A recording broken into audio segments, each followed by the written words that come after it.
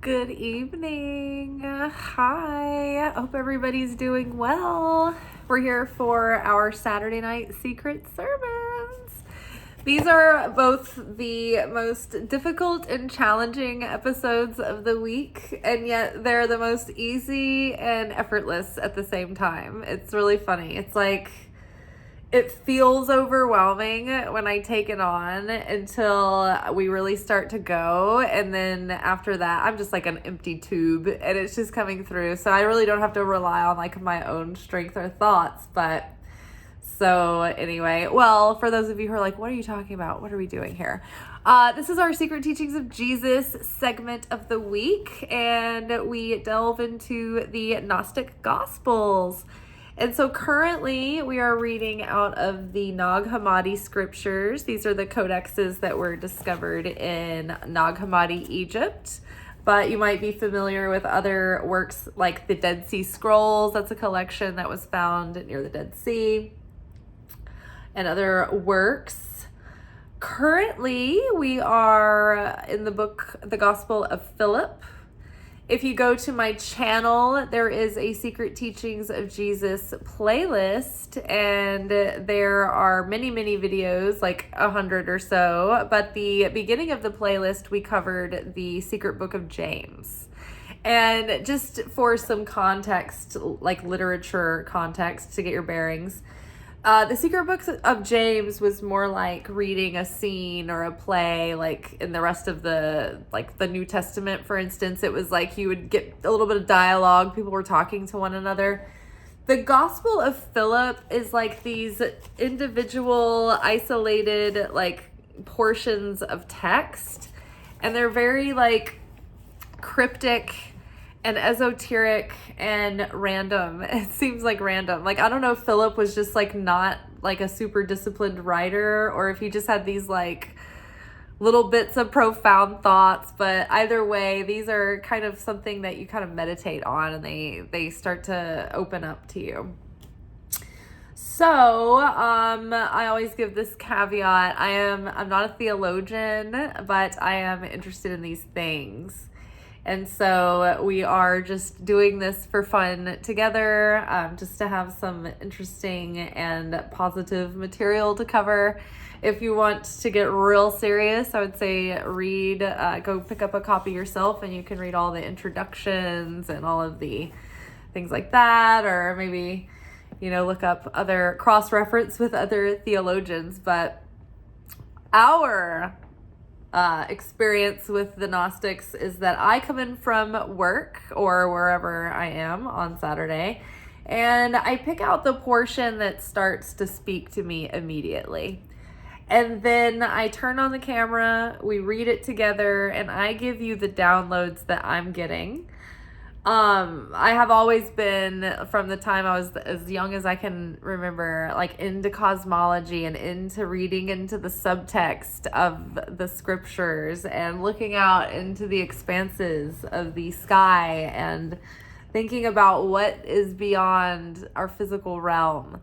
So I've always been preoccupied with these things, and I've also been studying Kabbalah for several years. So that does tie in. I think that gives me a little bit more insight into some of the symbolic and code word references that get thrown around in the Gnostics. So I think that helps too.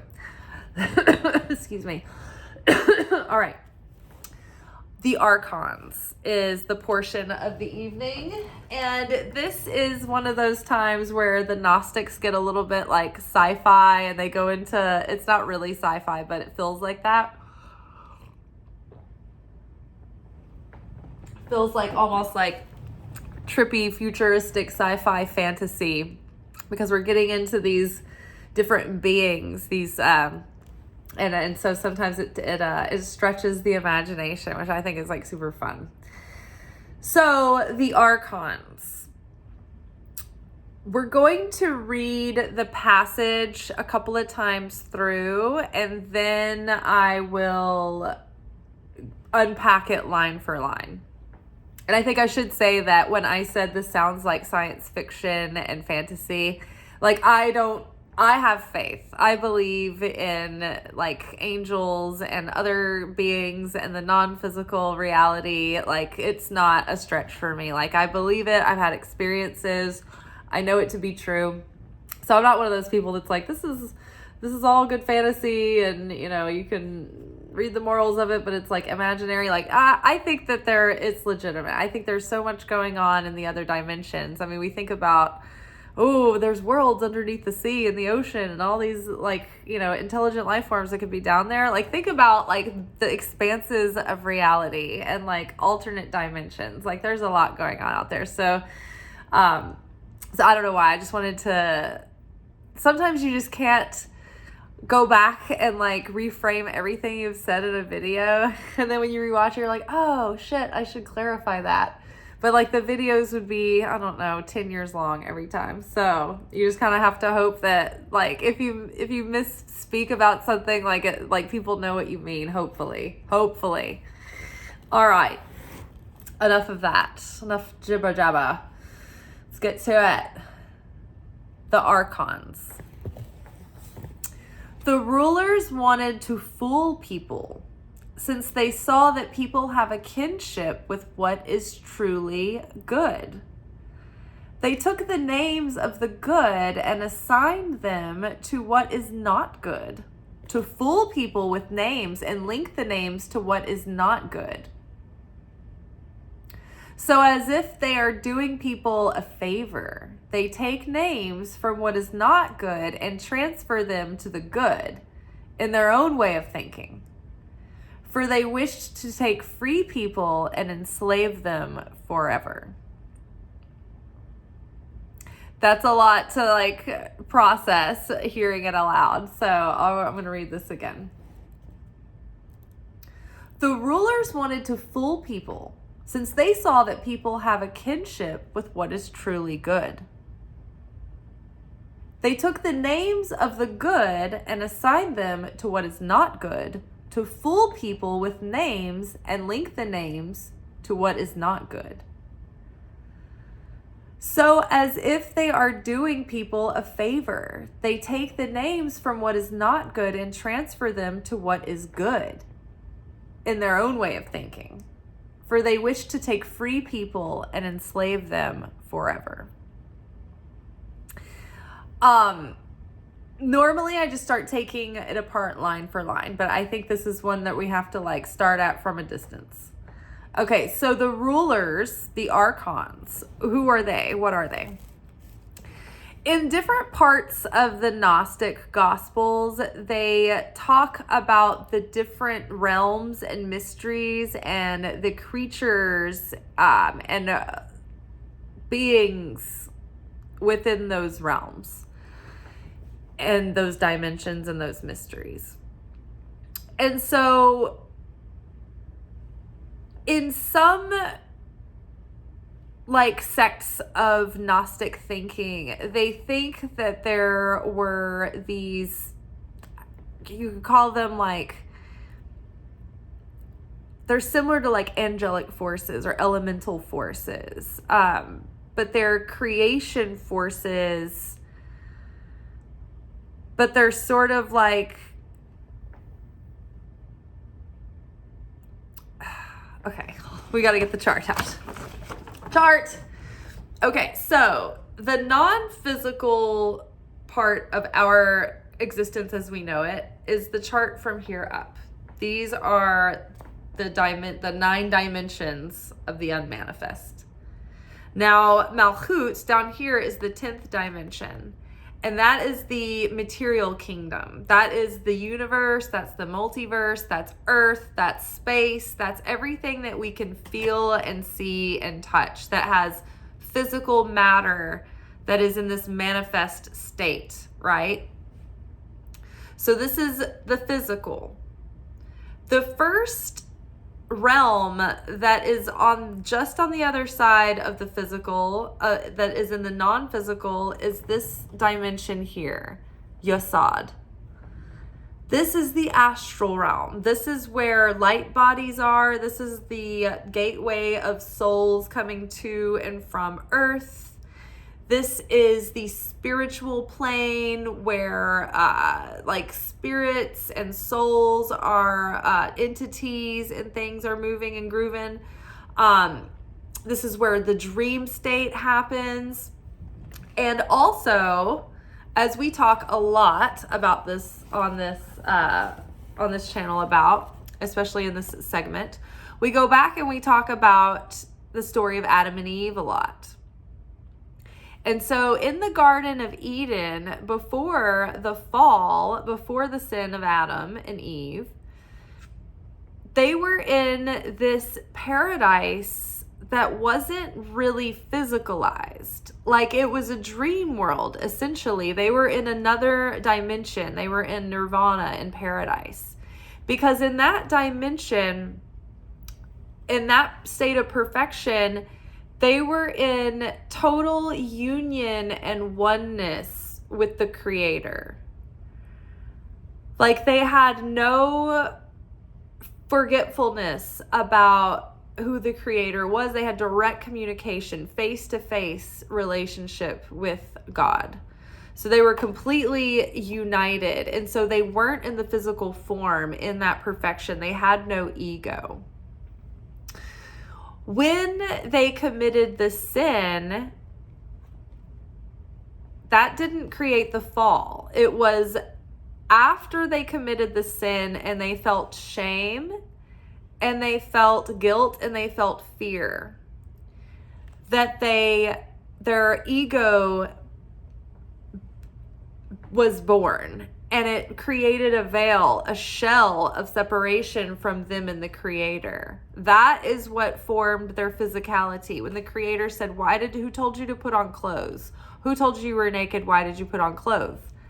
That was putting on one level, it was taking on another layer of consciousness. We're not nakedly connected in union, in like spiritual intercourse with the Creator anymore. We now have it detached and we've put on clothes because we're hiding now. We have fear. So we've separated ourselves in a veil, which created physicality. When Adam and Eve ate of the tree, before they ate of the tree of good and evil, there's two trees in the garden. So in the Garden of Eden, there were two trees. There was the tree of life, which is this tree here, and there was the tree of knowledge of good and evil. Before they ate of the tree of knowledge of good and evil, everything was in its full, perfect state of perfection and wholeness. So we were in a non-physical state in our light body where we could look at the fruit and take in the energy from it, and we didn't have to consume it. We didn't have to hunt or for our food or break wheat to make bread. Like, we didn't have to toil. There was no pain, there was no sickness, there was no death. There was absolute perfection, and we were one in total union in that divine marriage with the Creator. Because we had affinity with the Creator, we were in our full wholeness and perfection. We were in resonance vibrationally with the Creator, and that is what kept us in oneness, in union. When we felt shame and fear and guilt, after knowing, oh my God, I know the difference between good and evil now, good and bad. Now there's duality in the world. Now there's this and that. There's no longer just oneness. There is now separation. There is no longer one beingness. It is now me and you separate.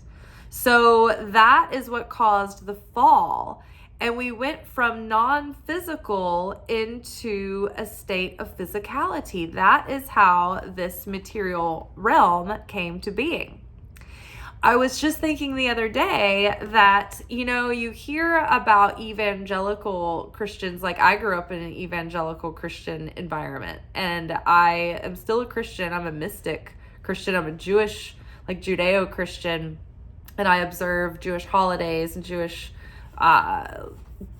faith as much as I can learn about it and everything like that. I think that the both of them together are the full package. I'm that person.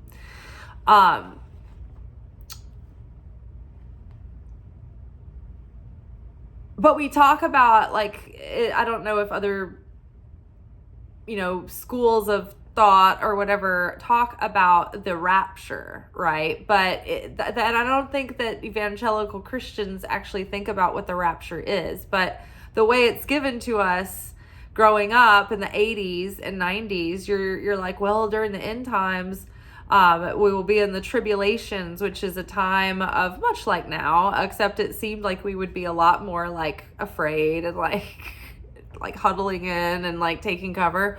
But basically it would be a time of very extreme chaos and upheaval and like natural disasters and civil unrest and violence and all of that, aliens coming into the earth, just like now, just like these days.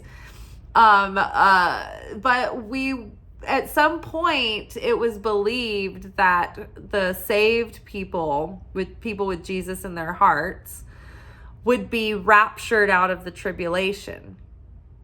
Now, in my understanding of this, my thing is that we are always, mankind is archetypally, perpetually in an apocalypse, and in a revelation is always coming from that.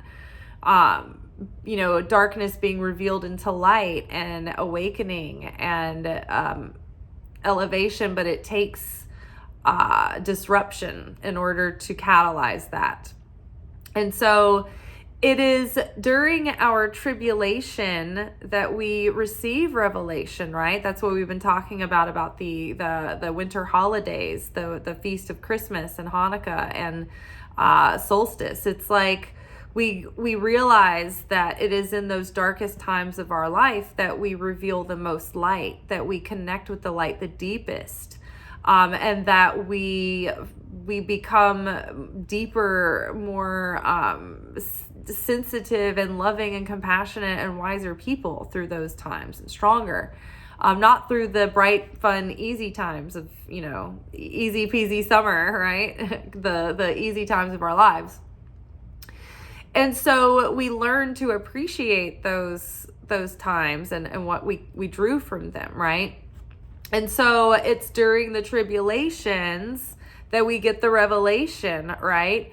And so the belief that we would be raptured during the tribulation, to me, is like saying you're not going to suddenly disappear into thin air, because that's what the people would talk about it like, yeah, it's like, what if there's like this mass sort of disappearance of people who they just disappear into thin air? And I never really, I thought about, well, yeah, possibly, but then I thought, well, maybe it's more like we're here, we're in it. And I think that's the likelihood that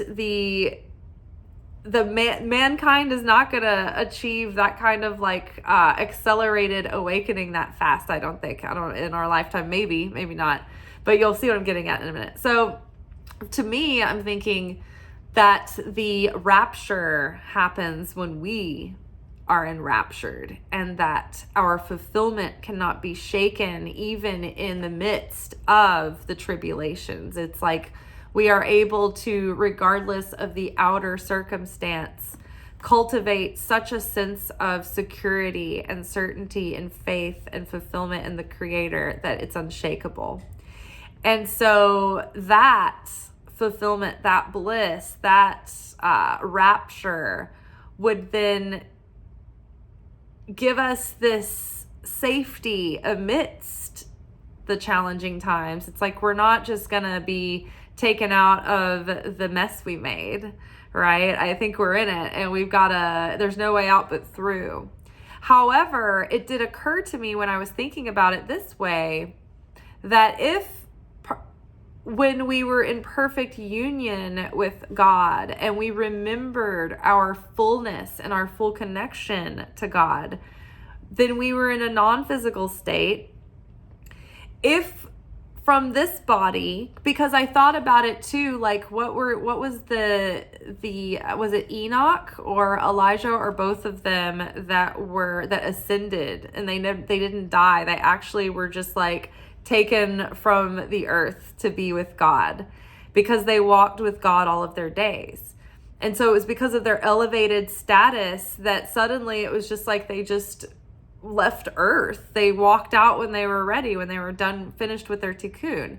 And so what if one day you were walking along and you had such a deep and profound revelation that you saw the full face of God, you saw the presence of God in its full reality, like within all things, and you felt it so fully within yourself that you had that perfect blissful union again. You completely separated from your ego, and then like had the divine union, and then literally went into like the non-material.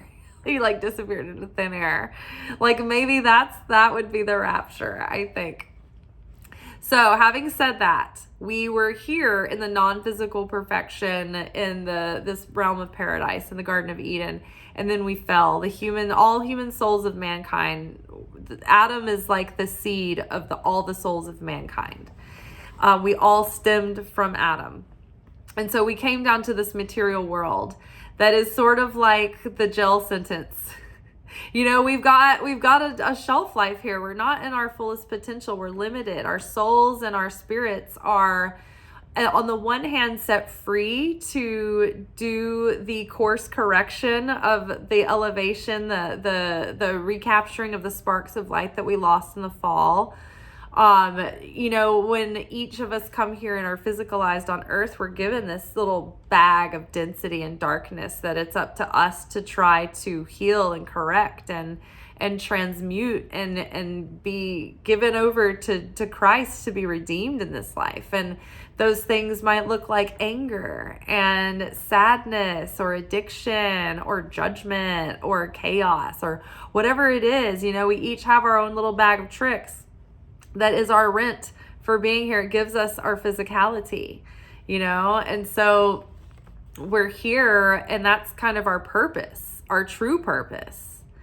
And even though like we do have these unique gifts and talents that are supposed to be used for good in the world and to make the world a better place and to spread light in the world, ultimately our purpose is to do that soul correction within. And it's like, even if you were, say, like I remember my one of the rabbis of the like Kabbalah Center, the head, I don't know if he's considered a rabbi or if he's like considered a teacher. I think there's different levels called different things. But he mentioned once that in his preparation to like share these talks of consciousness, these sermons during the high holidays, it was also a whole nother job to set aside the focus and the concentration to do his own work on himself and not neglect that in being the leader of the congregation. And I feel that too, because so much of the week I have spent, you know, tuning into our guidance as a group, right? As souls, where are we going? What's the universal energy that we're experiencing right now? And where are we around that part of the wheel of the year where like we're all being sort of guided into this direction, right? So I get that. And then it takes an extra additional amount of time for me to really sit down and think about how that personally applies to me, you know, and go deeper and deeper and deeper. So it does. It's like, it does take a whole extra amount of time. So we are here in this material world to awaken our soul and recapture those sparks of light and transmute our darkness and follow the path of Christ, essentially. Till when we ask Christ into our heart, we are asking him in so that the Christ can come in and redeem and start to do that work on us. It's almost useless for us to do it ourselves. We only get like a little bit done and then we ruin it again. Like we're just a shell, right? So basically we're trying to fine tune our vessel so that we can be greater channels for the light and to connect with that light deeper and deeper and deeper.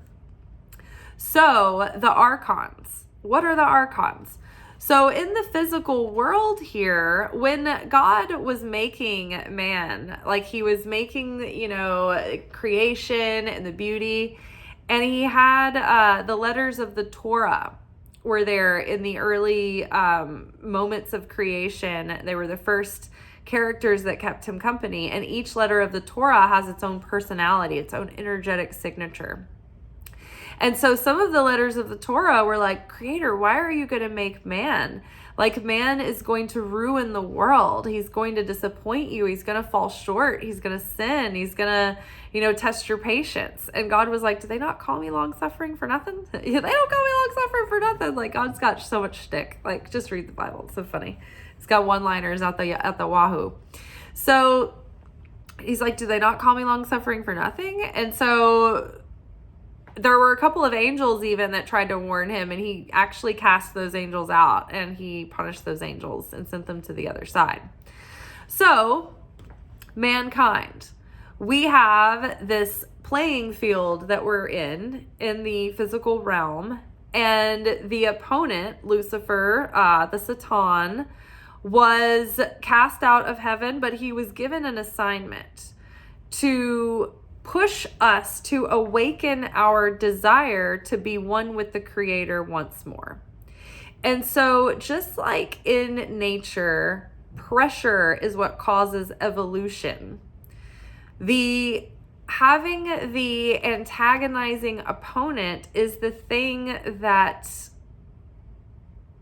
pushes us and awakens our grit and our desire to want to become more like the Creator, to want to pursue a relationship with the Creator, to want to be on our path and on our purpose and be in alignment with that purpose.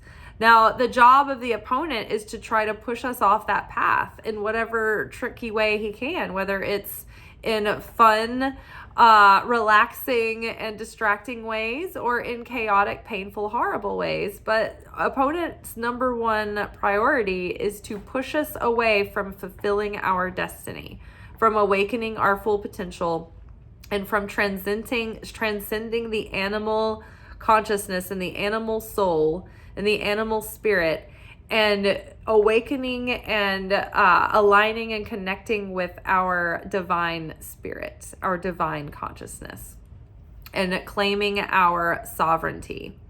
That is actually what brings us more power and more authority and more stature than the angels, is our ability to transcend our animal nature and claim our divinity by choice.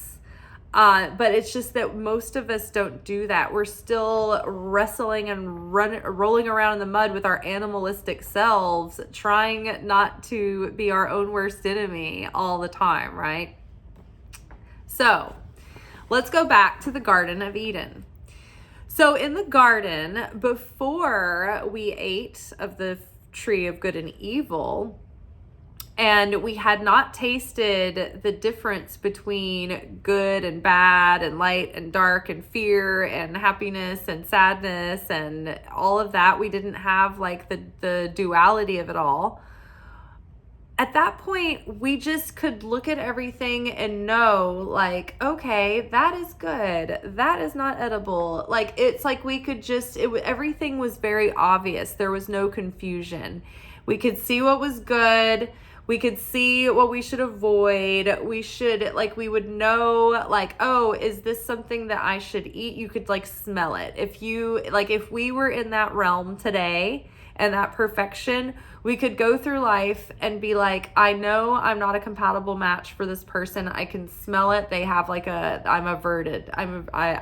They repel me. Like, we would know everything that was meant for us on our path, and it would be very obvious. It would not be confusing. That's the right position for me at this company. This is gonna, like, I have a place here. This is meant for me. Ooh, that is not. I can see that that's a definite no. And so we would have no confusion, no self-doubt, no like being stuck in overwhelm and analysis paralysis. We would not be always going after the wrong people or wasting time in the wrong jobs or eating the wrong foods for our DNA. Like, we would just be able to smell what is right and what is wrong. But after we ate of the tree of the tree of knowledge of good and evil, that introduced not only pain and suffering into the world, but also confusion. And so what seems good became not so desirable, and what's not good became very desirable. And it's hard now. Like we most of us go through life just trying to survive confusion. You know, like think about, have you ever dated someone and you weren't sure if they were good for you or not, or if, you know, they were the one or whatever? Or have you ever been in a job and you're like, do I hate this job? Do I love this job? Like, should I leave it? Should I go to another company? Like, or if you have multiple options of like people who are all want to hire you at the same time, you're like, oh, which one do I do? So we go through life so confused, and we don't know what the good is and what the bad is half the time. And so think about it. It's like when it comes to even red flags, seeing them in people, right? I was thinking about this during our romance oracle reading the other day. It's so funny how it's really easy to pick out a red flag in someone you're not very attracted to. Or even someone you find attractive, but you think they're boring. So you're like, I have no interest in them really. So it's like easy to be like, oh, I saw the red flags from a mile away and I just knew it was not the one for me. So you passed on that. But like if it's someone you're attracted to, it could be the hugest red flag waving in your face. And you're like, it's just so crazy how perfect they are. It's like you even see it like in the corner of your eye. You're like, what is that? And you're just like trying to avoid looking at that flag that is just like blazing on fire, waving in your face.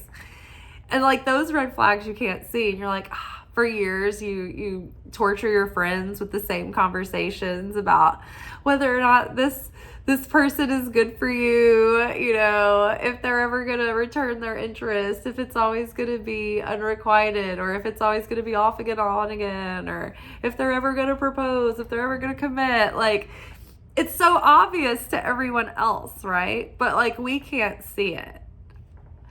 It's the same as like all the things that we chase after that we think are good, that are going to bring us fulfillment.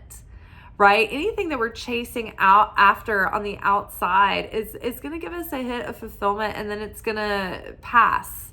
Just like Christmas toys for little kids, right? They're in love with, you know, a couple of things for like, you know, 30 minutes, and then they're bored and they'll probably go back to the thing that they've always had, the one thing they're obsessed with, right? When's the next thing? I want the next thing. So, you know, we think, oh, I need to, like famous people talk about this, and wealthy people and people who have, you know, achieved their wildest dreams. They're like, wow, I did all of this. I got here and I realized that I was still the same person underneath. I still felt the same. I was still afraid of the same things. I was still insecure about the same things. Like it didn't fix me. It didn't fulfill me. I don't feel more loved. I don't feel more at ease when I go to bed. I don't feel fulfilled. I'm like mildly excited by things, but you know, it wears off. And then there's just this emptiness. And they're like, fame didn't do it for me. And there's got to be more. And so that's when they go into like spirituality and things. They look for deeper meaning. And even when people go the moral route, right? Not that, you know, fame or success is immoral.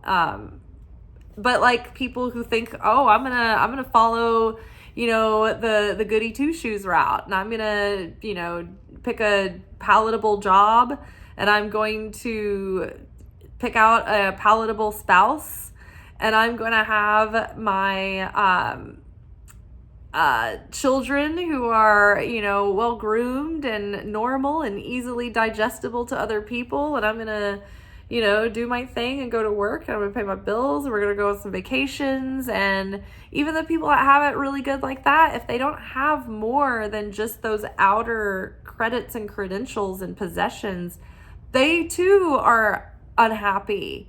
Have you ever seen those pictures of the beautiful family and they're all smiling and they have their matching outfits, and you just know that there's like, you know, the deep sadness, you know them well enough that you know what they've been through. or what they don't get along, or the dark stories that lurk in the shadows. It's like, just because you attain these things, it doesn't mean they're going to be fulfilling. You can meet the love of your life, but if you don't have a connection, your own connection with God, with the Creator, then that is a ticking time bomb, because you're looking outside into the husk, into a vessel that is going to be depleted to fulfill you. And that won't work. It never does. And so what is an eternal source is that union, that perfection, that perfect memory without a veil, that connection with the Creator, when you can see God face to face. And that what that means is, no matter what the circumstances are in your life, you can see God moving through in the cracks and in the shadows and in the wide open. You can see God moving through the circumstances, or coming in and moving and working around them. It's said that a person who is standing with their face to the Creator's back, that means that a person, in the moment, when they're in the heat of the moment, they can't see the good in it. They can't see the purpose in it. They can't see a way out. They can't see how it can be resolved. They can't see the Creator. But on the other side of it, looking back in hindsight, after the fact, once the dust has settled, they're like, oh, I can appreciate that. I can see that now for what it was, or what it did for me. A person who is said to have their back to the Creator is in complete disconnection. They're in complete despair, and they're in complete fear and hopelessness, because they can't see God in anything. They think that everything is darkness and hopeless, and they can't see a point in it. It's just random. It's just chaos. None of it means anything. We're out here on our own, on the edge of oblivion, and nobody has our back. It's dog eat dog. No one's taking care of me. No one's looking out for me. There's no purpose in this. There's no hope. There's nowhere to turn. Like, that person cannot see a way out or the presence of God in their situation, and they don't feel they can connect with it at all. So let's read the passage again, and then we will talk some more. The Archons. The rulers wanted to fool people, since they saw that people have a kinship with what is truly good.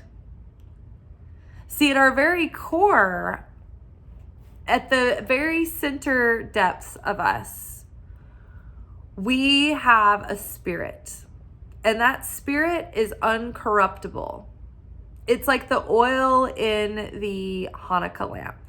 When you put oil in water or in another fluid, it doesn't mix. You can't corrupt the oil. It separates itself. It stays pure. But when you pour that oil into substance, it absorbs it. And so that's why we want to be like the olive oil. We want to be uncorruptible and separate ourselves from things that would water down the truth and the glory of, the faith and the gospel. And then we want to be of a substance that is absorbed by what it comes in contact with. So the rulers want to fool people. And so the essence inside of us, that pure light, that pure fire, that's our spirit. And that is like a piece of the light of God. Our soul has more flaws and shortcomings and limitations. It's more already in a corrupted state, so to speak, but not to be ashamed of, nothing to be, feel unworthiness about. It's just that is the nature of being physical. Like, if we weren't if we didn't have those dings in our soul, we wouldn't be physical. Remember, we would be in the non-physical. So this is actually the ticket of getting to earth. It's like, guess what? You get to go to earth and you get to learn how to awaken your divinity, but you're going to be a mess. It's just like, you're not going to be perfect. You're going to be flawed. It's like, what? We just accept that and always like work to elevate and awaken from that. The water lily grows in mud, right? Okay, so the rulers wanted to fool people since they saw that people have a kinship with what is truly good. And so when you get rid of the shells of Kleepot that have caked on over our soul, which is the soot and the resin of darkness and negativity, when you break through that, we're not adding light to us, we already have this endless light within us. So we're just trying to reveal what is already within us. So we are not evil and corrupt by nature. We actually are made in the image of God. So we're actually, our nature, we lean towards goodness. But there's like a whole like cosmos out there trying to push us into the darkness, into the void.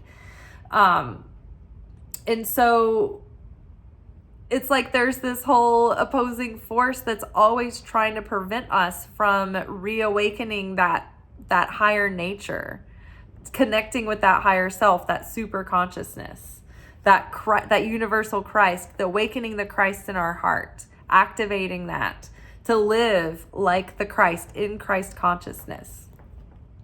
So the rulers wanted to fool people since they saw that people have a kinship with what is truly good.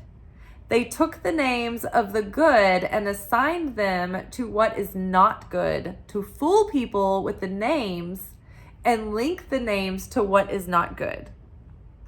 So as if they are doing people a favor. They take names from what is not good and transfer them to what is good in their own way of thinking. For they wish to take free people and enslave them forever. Now, back to our example, what happens when you keep getting involved with the wrong people? You're enslaved in these patterns forever and ever and ever, right? And when we die, we have to incarnate again and try to resolve the same tikkune that we've been working on life after life after life. So we have to keep coming back to this material realm until the Messiah comes and saves us again, or till we can call in and awaken the Mashiach through our, constant elevating the world. Well, when the Messiah came the first time, the world was in a pretty dark state. And they were pretty surprised to see the Messiah because they're like, we're not very holy. Like, how is he here now?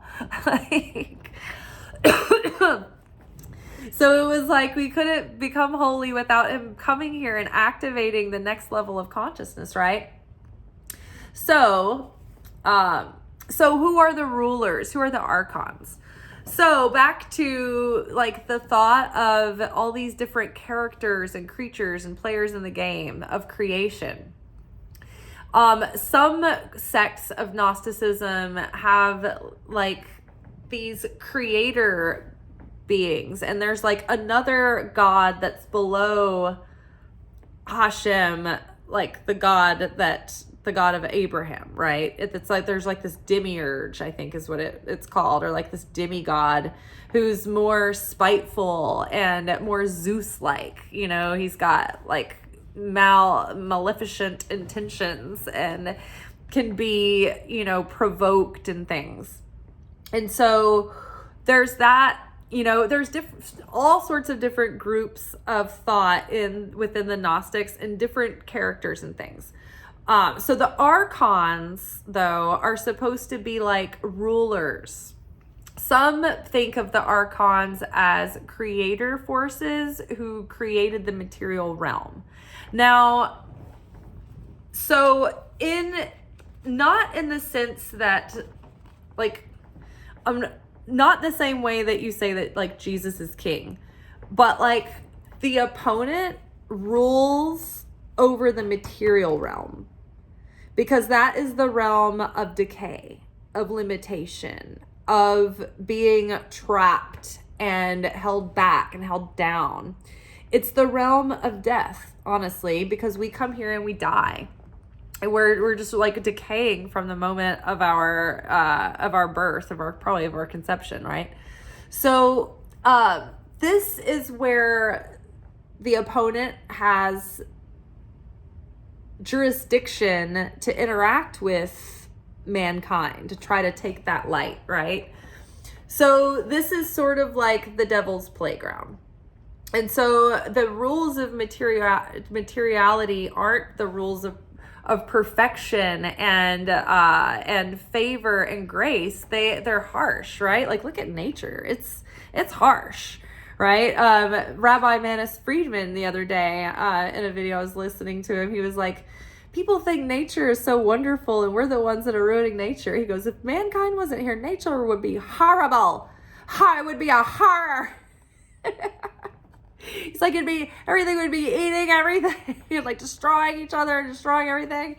And he's right. But like, he's like, everything in nature moves down. Everything decays. Everything depletes. Everything is consumed and breaks down. The universe is expanding beyond the point of being able to sustain itself, right? Everything is going towards destruction. The only thing that can elevate in the elemental world is fire, but it consumes everything that it comes in contact with, so it destroys as well. But it's mankind, the speaking kingdom of the living kingdoms. We're the only beings that have a spirit and a soul and a consciousness and a desire to elevate our soul, to awaken that soul to be more like God. And so we, because of that, redeem, kind of like we're the redeeming quality of this physical realm, because we are making an effort to grow the light and to keep sustaining the universe. Like, even though the universe is always like depleting and running down, it's like it's still continuing to sustain somehow, right? And so, and remembering too that we are nothing without the Creator. We don't have our own glory or our own power.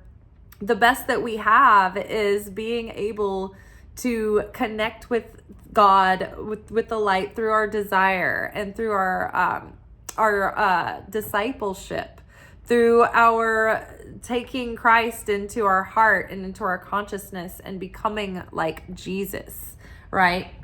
So that is when miracles really flow through. We make that connection and we start to become like the Creator. And when our consciousness and our hearts are connected with the Creator, it's like we're in this flow of miracles and we align with that destiny, that higher path.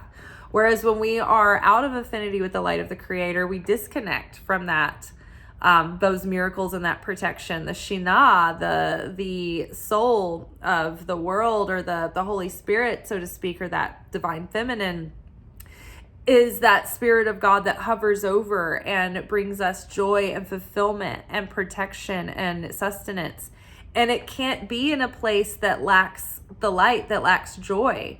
So it's like in the Bible, when certain sages and prophets were in a state of long-term distress, it was like the light of God wasn't really shining on them at that moment. And it's like the light of God is continual and eternal, but it's like we cut ourselves off from that connection when we are in that low place. So the Archons are these governing forces, and they many times are associated with I feel like I associate with them with like the zodiac. But then I looked it up right before I started the video, and it was written that they are associated with the zodiac and sometimes the 7 ancient planets. So, which is interesting too, because of the significance of 7 on the tree, but we won't get into that. That's a whole other thing. So, basically, the zodiac, each zodiac sign has like a sliver of Tikkune qualities, strengths of personality and weaknesses of a personality.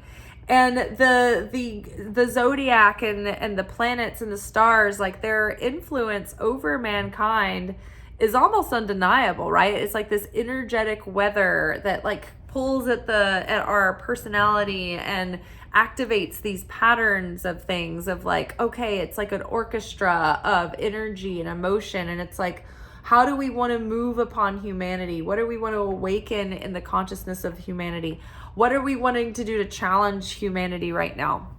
And so the less awakened we are and the less sovereign we are, the more affected we are by the astrology. These are like the governing forces that kind of keep the collective consciousness in rhythm and in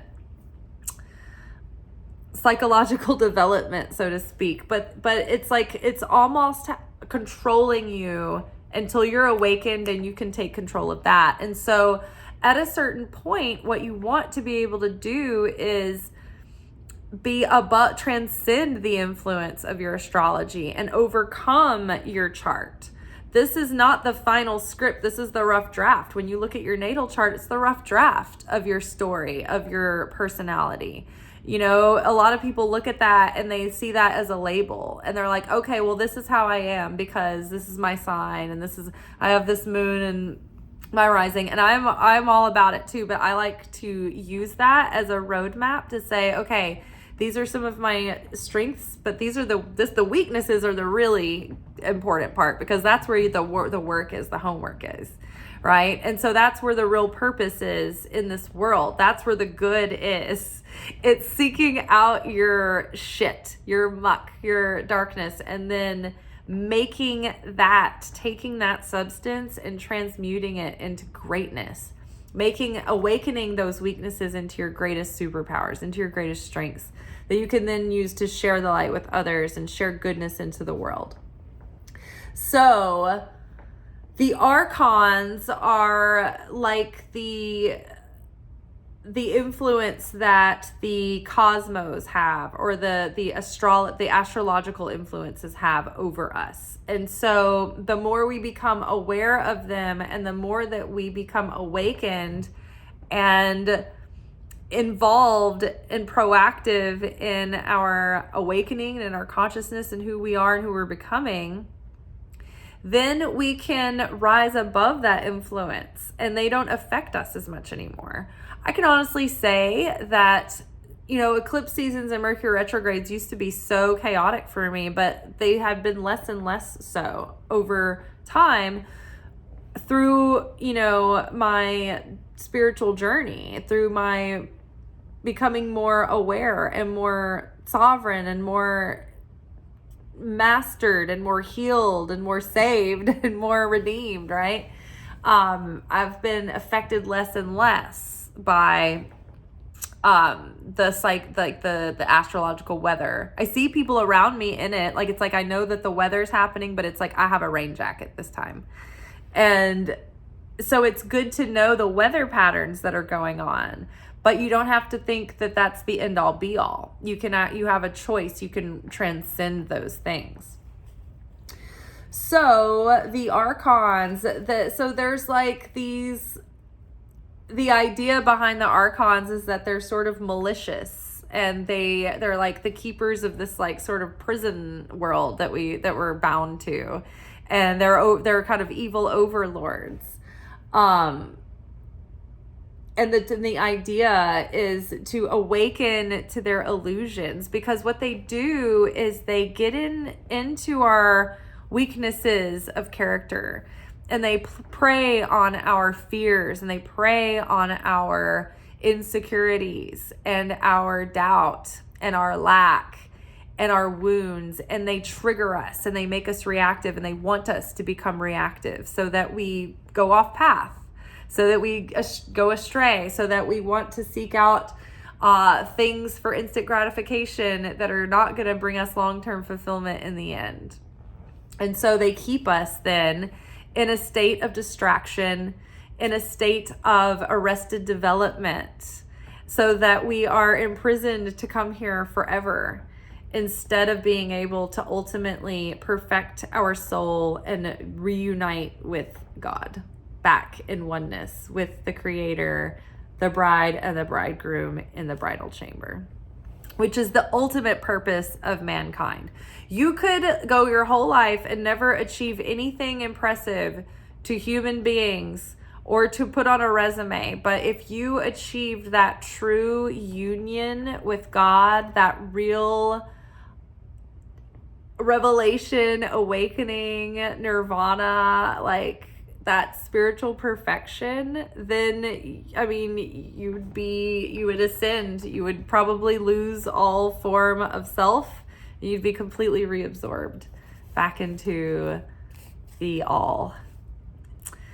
All right, well, let's read this passage one more time and then we're out. The Archons. The rulers wanted to fool people since they saw that people have a kinship with what is truly good. They took the names of the good and assigned them to what is not good, to fool people with names and link the names to what is not good.